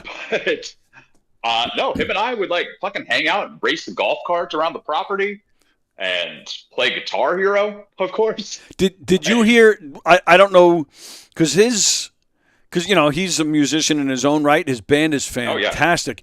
Was he working on any of that a few years later? I remember seeing Eddie in interviews saying, "Wait till you hear my son's stuff." But at the time, yeah. When Ed called me in 2006, he called me up and he said, "Andrew, it's Ed." And of course, I knew who it was at that point. Right. I said, "What's up, Ed?" He goes, "Here's what's up. I kicked that fucking bass player out of my band. I'm replacing him with my 15-year-old kid. Yeah. You should be shooting this." And I got up there. Wolf had been rehearsing at that point for maybe like a month. Right. That kid knew the entire fucking Van Halen catalog. Oh, I was there. He's amazing, this kid. He looked bored. Sometimes he would just play sitting down. Yeah, right. Like, it's amazing. Something is in their DNA. I mean, Wolfgang, we'd sit down to play Guitar Hero. And one day Wolfgang puts the fucking guitar thing on the ground and he goes, "You're so bad at this game, I'm going to beat you with my feet." And that little fucker played the little guitar with his fucking toes and beat me. Holy. Well, like, even in a guitar video game. I could see Ed like taking the controller apart and manipulating it. I don't want to downplay anybody's talent, but yeah, you must have really been that bad if he can beat you with his feet. Yeah, really bad. But watching him, like, he was just kind of this genius from day one. Yeah. But I will tell you, man, his musical talent, that goes without saying. But the happiness that he brought to that fucking studio, man. Yes. It changed the game. Yeah. I'm a huge Michael Anthony fan, but yeah, I mean, we wouldn't have seen Van Halen again if it wasn't for Wolf. No, because it was Wolf's idea. Right. Well, but it wasn't Ed's. Yeah, but also the fact that he brought his father so much joy to be playing again. It just Ed was excited for rehearsal every day. Like, right. Wolfgang doesn't have the footage. I would love to give him the footage. I can free of charge, man. I don't want anything from you. Right. Yeah. Money stuff that was between his dad and I. That has nothing to do with Wolf. Yeah. Wolf was 15 years old at the time. I want Wolf to have this footage because one of the things that I'm seeing that he didn't see while he was even there is the way his dad was looking at him. The joy on Ed's face. Wolf's looking down at the bass. Ed's looking at him. So Wolf should have this stuff. That's I don't cool. need. I sold some collections. I'm done with it. It's just going to sit on a hard drive forever. So if Wolf is watching, hit me up. Yeah, man, he brought a joy to that place. Yeah, sure. There was life in there all of a sudden. But the tour, like the reunion, right? That was Wolf's idea. Right. I mean, Wolf just said to his dad one day, he said, "Hey, Dad, you know what we should do?" He goes, "We should call Roth get the band back together and go on tour. And Ed said, all right, call him. And Wolf said, well, shouldn't you call him? And Ed's like walking away as he talked to him. Why would I call him? It's your fucking idea. So bizarre. And so Wolf and I sat down, so we knew we would get voicemail. So we sat down and wrote out a script of what he would say in the voicemail. And we sit at the workbench. He's got his little script. And he calls and he gets the voicemail. And he says, hi, my name is Wolfgang Van Halen. I am the new bass player in Van Halen. We've been jamming lately. And we were wondering if maybe you would like to come jam and maybe go on tour. And he says, okay, give me a call, or my dad, or Matt Bruck. And he leaves phone numbers. Yeah. And he just kind of pauses and he goes, by the way, this is not a joke. And then he hung up. He had never met David Lee at that point? I can't imagine he had. Yeah, because he was born after they broke up with him. Yeah. Okay. Wow. So Dave called Eddie. Dave called Eddie like a couple hours later. He says, hey, man, I got this call from Wolfgang about us getting back together. And Ed goes, who called you? He said, Wolfgang. He goes, why the fuck are you calling me? And he hung up. So, as it said, I believe it says, I think the line in the book is, if you're happy that Van Halen reunited in 2007, you can thank a 15-year-old kid who was bored on his Christmas break. Yeah, right. That's what reunited one of the biggest bands ever. This kid was bored one day.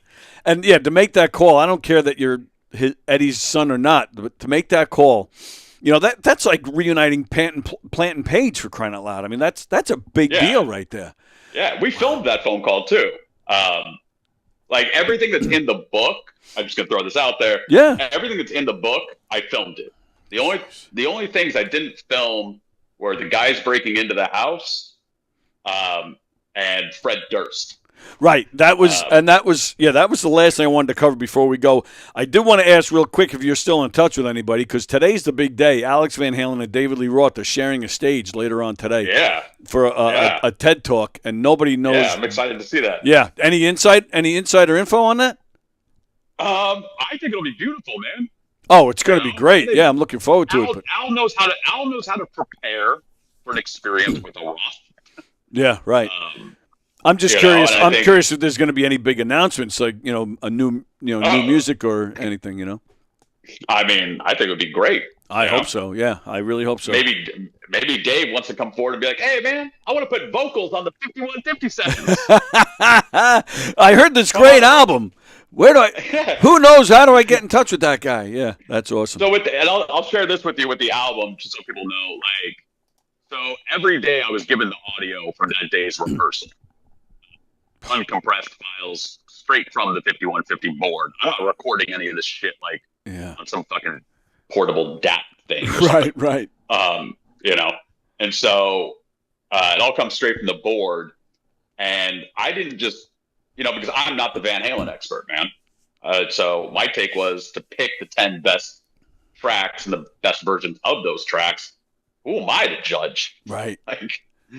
So I went and teamed up with Adam Roach, who has a great podcast, big Van Halen encyclopedia in his head, also a musician. Yeah. My friend Chris Waite, also a Van Halen expert, also a brilliant musician.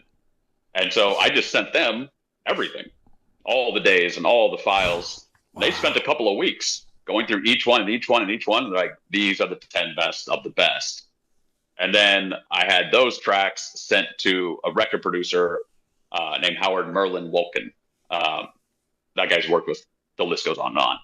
But I had them mixed and mastered at his studio. Right. So there was a lot of work and love put into this. I didn't take some MP3s and send them to some fucking factory in China. Right. You know what I mean? Like there was a lot of care and work put into this. And it's only vinyl that you can get it, right? Yeah, man. I mean, that's just, I feel like it's just respect to Ed. Like, I could be wrong, but I thought, like, if this audio was going to come out, Ed wouldn't want compressed MP3s. Yeah. He wouldn't want people listening to this stuff necessarily with earbuds, like this stuff specifically. Right. And obviously, there's kind of a romance to vinyl. Yeah, sure. No, and I know it sucks for people who don't have a record player. Down the line, let's see what happens. Right. A lot of people ask for CDs. I didn't even know that was still a thing, but I don't want people to be left out. Yeah, I hear you. We'll see what I end up doing. But for right now, the take from everybody is that the vibe off the vinyl, the sound, everything is just so different than everything else. No, yeah, absolutely a lot of love and work and care was put into that record. From the book to what was the film collection to the record, I did everything to Ed's standards. When he pointed at that stuff on the shelf and said it didn't come out because it wasn't perfect. Same with that record. Right. Like that record, I mean, all in all, that was a year of just deciding and choosing. And it's fantastic. Thanks, man. Yeah, you can you can definitely tell it's not. There's definitely TLC involved. You could definitely tell it was just. I mean, all the way down to when I did my research on vinyl. Apparently, I could have done 140 gram vinyl a lot cheaper. Right. 180 gram is the way to go, though. Yes. So it is 100. It is 180 gram vinyl. Right. Like I didn't cut corners. I'm sorry, I'm repeating myself, but like everything is to what I believe would be Eddie Van Halen standards. Right. Which is great, and we thank you for it. All right, before we go, because it is time for us to go, but all right, man. We got to throw in the Fred Durst story. So one day I'm at this coffee shop in Los Angeles, and Fred Durst is there. And this is 2007, so I'm doing bigger music videos, but still trying to, at that point, kind of make a name for myself. Sure. And Fred Durst is in there, and I don't know if people know this, but Fred Durst is no joke in the record industry. Limp Bizkit, Limp Bizkit was huge in there, during their run. But Fred Durst himself, he signed a lot of bands, POD, Stains. Oh, I didn't know that. Fred Durst has discovered a lot of bands, man. Oh, wow. Okay. He's very savvy in the industry. Yeah. He's very well respected amongst all of his peers. But he's in the coffee shop, and I'm like, oh, that's Fred Durst. So I call my friend Chino from Deftones because I know that they're buddies, and I know that Fred fucking loves Deftones. Okay. And I called Chino, and I was like, yo, dude, Fred Durst is inside Earth Cafe right now. Like, should I say hi to him? And Chino goes, do you want to direct music videos? Right. I said, yeah. He goes, then you might want to go say hi to Fred Durst, dumbass. He goes, tell him I said hi. It'll make you look good. So I went up to Fred and I said, hey, man, my name's Andrew Bennett. I was just on the phone with Chino. He says, what's up? And he goes, oh, cool, man. He goes, how do you know Chino? I said, oh, I directed the music video for Digital Bath. He goes, wait a minute. Yeah, you did Digital Bath. And he started listing off other shit I'd done. I was like, fuck, this guy knows my work. Wow, nice. And he's like, yeah, man. He's like, oh, you're working with Deftones, man. I love it. He goes, what are you up to now? I said, well, kind of hard to explain. Right. I said, I'm filming Eddie Van Halen day in, day out. And he goes, oh, cool, man. He goes, Eddie jammed with us once, man. So I said, hi. And then that motherfucker walked away like that's some normal shit to tell a person. The fuck do you mean he jammed with you? So whatever. I go back up to the studio and I said to Ed, I said, hey, man, random question. But I ran into Fred Durst today. And he goes, oh, yeah. He told you I jammed with him, huh? I said, he did. Was that true? He goes, oh, yeah, I jammed with him. Then Ed goes, wait a minute. He didn't tell you the rest, did he? I said, what's the rest? It goes like this. Eddie and Fred are at some kind of industry party. Jimmy Iovine is there. Limp Bizkit's doing this bullshit open casting call. You could be the new guitar player in Limp Bizkit. And Jimmy Iovine says, oh, you know what you should do? You guys should get Eddie Van Halen. And Fred Durst goes, that'd be hilarious. The greatest guitar player who's ever lived joins the worst band that's ever lived. But Ed, this is who Ed is. He goes, doesn't matter to me, man. Let's jam. See what happens. He's a fucking musician, dude. Right. Rockstar thing, reputation of Limp Bizkit. Eddie didn't know what the fuck Limp Bizkit was to begin with. Right. What do you think? He's listening to Nookie? So they fucking jam. So here's the way Ed tells it. Yeah. So Andrew, they've got some fucking house over in Beverly Hills they jam in. So I packed up all my shit, all my gear, Because Ed's not going to go over there and plug into your amp. Right. Like, no, that's Yeah. not going to happen. So he brought all his own shit, down to the cables. And so he goes, yes, I went over there, I jammed with him. I said, what was it like? He goes, it was like being a scholar amongst kindergartners. Oh, my goodness. He goes, but I had to leave, Andrew, because they started smoking weed. Ed hates weed. Fucking hates it. Mm-hmm. I think because of his generation, he associates it with laziness. You know, Okay. burnout, hippie, pot smokers. Right. Wow. He goes, they started smoking weed, Andrew. I was getting a little bit of a contact high, so I left. But when I left, I forgot to take all my shit with me. He goes, so I called that fucker, Andrew, to get my stuff back. I called him 3 times, Andrew. He never called me back. So, one day, I just got in the Lamborghini. Let me explain the Lamborghini real quick. The Lamborghini, he bought from the Saudi Arabian military after the Gulf War at an auction. It is a military Hummer, all black, bulletproof glass, with the actual machine gun turret on the back. No machine gun, but the turret is still there. Right. It is a lane and a half wide. It's not street legal. He goes, I got in the Lamborghini, Andrew. I drove over to that fucking house. I parked it on the fucking lawn. I went up to the door. I banged on the door. And that fucker answered the door. And he started going, hey, what's going on? I said, what's going on? Andrew, I took my gun. I put it to that stupid fucking red hat of his. And I said, where's my shit, motherfucker? Andrew, he turned around and started barking orders at people talking about, go get that stuff. Andrew, I cocked that fucking gun. And I said, I didn't call them. I called you. You go get my stuff. I said, then what? He goes, stood on the lawn for about half an hour, Andrew. Kept that gun on that fucker the whole time while he loaded all my shit into my car. I said, okay, but what happened after that? He goes, what do you mean? I go, we loaded all the shit in your car? What happened? He goes, came home. So puts the gun away, shakes his hand. Thanks, pal. So the story comes out. The book comes out. Of course, that's the story a lot of people go with. Right, You're of talking course. about the book. Yeah. I get it. Except Billboard, your writer's a fucking asshole. So conniving bitch. Anyway, so the book comes out, and somebody interviews Fred Durst. And they said, hey, there's this book, Eruption in the Canyon. There's a story. They said, is it true? And Fred said, it is true. He said, the only difference is he put the gun to my DJ's head, not my head. And I thought, Ed can tend to exaggerate a little bit. Right. But he was pretty fucking descriptive about that red hat.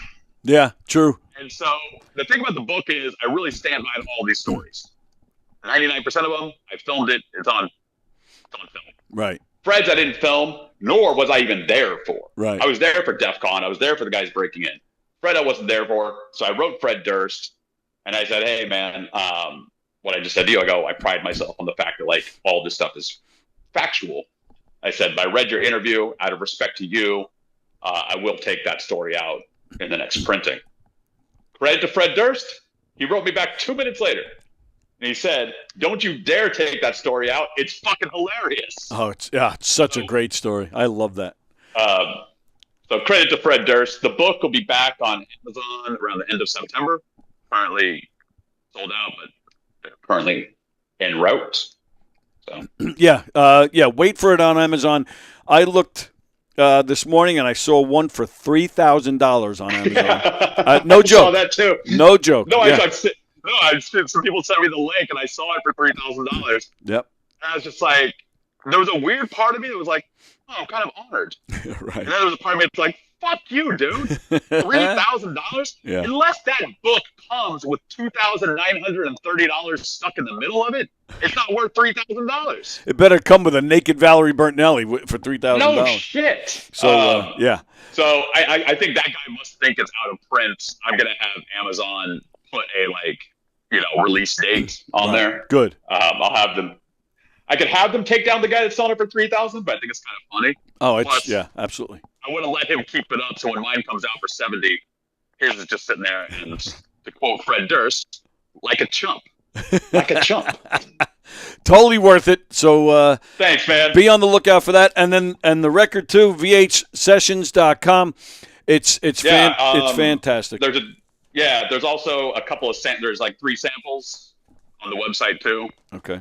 Cool. So you can hear some bits of 3 songs so you get the vibe of it. But yeah, excellent. Man, it's fully stocked right now. Great. Andrew Bennett, this was a lot of fun. Likewise, I actually I don't even think I told you last night. I met Eddie once and he told me to fuck off. So I'm just glad he didn't pull a gun on me like Durst. So I'm glad to be alive. So there you go. That's it. It. Could have been worse. Totally. Thank you for your time, pal. Really appreciate it. Brother, Maybe we'll do it. Yeah, maybe we'll do it again sometime. That'll be great. We'll have to do it when the book is back on the shelves. You got it. We'll definitely do that. Brother. Thank you, man. Thank you so much. All right. You Have too. A good one. You too. Later. All right. All right. It is time for us to get out of here. Thanks for sticking around with us. We went a few minutes late. Frank, who's with us next week? I think you're off next week.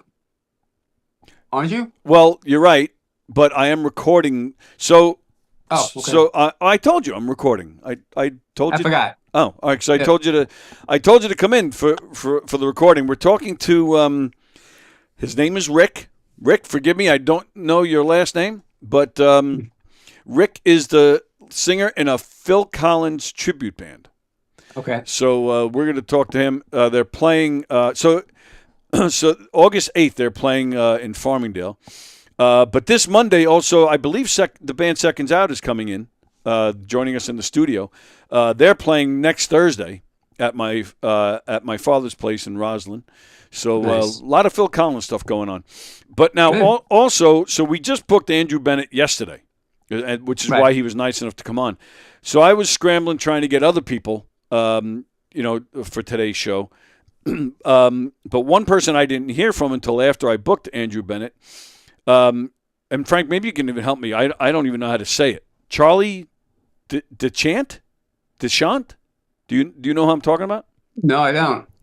The saxophone player for Halen Oates. Oh, okay. He's great. He's very good. Dechant. I don't know if it's Dechant. I have no idea. But yeah, he's a great sax player. He's worked with Liberty DeVito. They had a band together for a while. He's in all those goofy 1980s videos that Hall & Oates did, dancing around like weirdos. Right. So I'm totally going to ask him about that. So I reached out to see if he can do it. But after I booked Andrew Bennett, I did hear back from his manager who said yes, that he would do it. And I was like, ugh. I said, look, I'm double booked. I said, can we record something? So we're recording next week. So next Thursday, we'll be talking to Rick from the Phil Collins. I think it's called the Phil Collins Experience. We'll also be talking to Charlie Dechant. We're doing both. Okay, great. Yeah, we're gonna have both. So it turns out Charlie's manager is from Plainview. So yes, so I think that actually helped because he checked me out. I think he saw the Hicksville stuff. He asked me about Hicksville. He asked me if I'm an Islanders fan. So all that stuff I think kind of helped me land this interview. So next Thursday we're talking to Rick from the Phil Collins Experience and Charlie, the saxophone player for Hall & Oates. Nice. So that'll be kind of cool. This Monday, Seconds Out, I believe, is joining me and Francesca. So that's what's happening now. You have nothing to promote, correct? Nope. Nothing going on. Was there just another Wild About Harry show?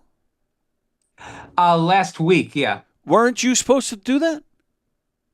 Nope. Oh, for some reason I thought you were doing like one song or something. Oh. No, that's going to be probably going to be the Wondrous Stories thing in November for Bangladesh. Yeah, maybe I did confuse it with that. Okay. All right. Okay, let's see. Warbucks had fun watching that weird guy in the corner. All right, well, thanks. Warbucks, who's that? That's Dennis, right? Dennis, is that you? Fremder, the new Van Halen reunion should be Alex, Wolfgang on guitar, David Lee Roth, and Michael Anthony back on bass. Yeah, I agree. Wolfgang can definitely shred. He can handle that music. But add Sammy back in there and even throw Sharon in there. Why not? They were actually going to do that. They said after it came out after Eddie passed that they actually were working on putting together a tour with everybody, and everybody had agreed to do it. Even Sharon, he was actually going to be part of it too. Unfortunately, Eddie passed away, and so it never happened. Supposedly, once in a while, you hear something about, Eddie, Alex is putting something together, and he's going to go out on tour, but it hasn't happened yet.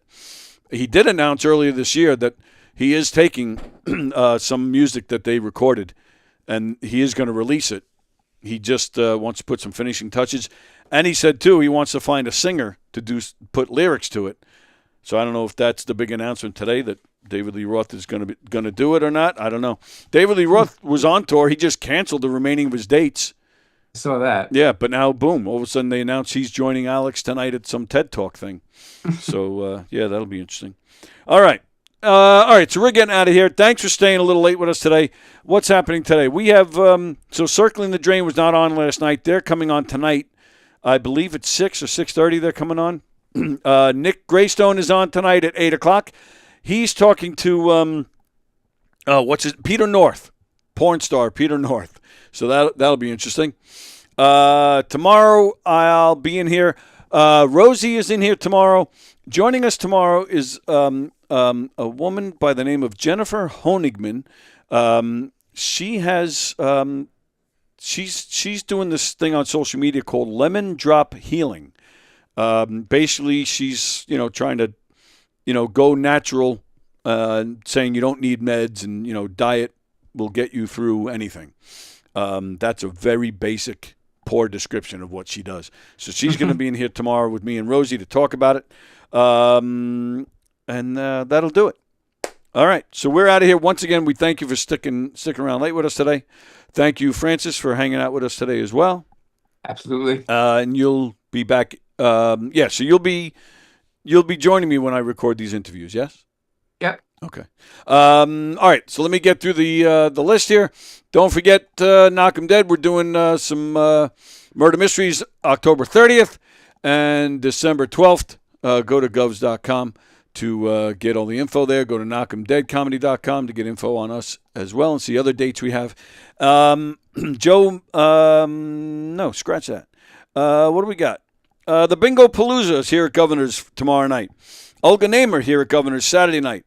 Saturday night in the Giggle Room, Mike Ellison, Rob White, Mike Tanzi, Bobby Bannon. Steve White is at the Brokerage Friday and Saturday, and Wally Collings is at McGuire's Friday and Saturday. govs.com, that's govs.com to get the full schedule and to make your reservations. And that's everything. All right, thanks for hanging out with us a little late. Enjoy the rest of your Thursday. We'll see you tonight for Circling the Drain and Primal Scream, and then we'll see you guys tomorrow as well. And thank you, Frank.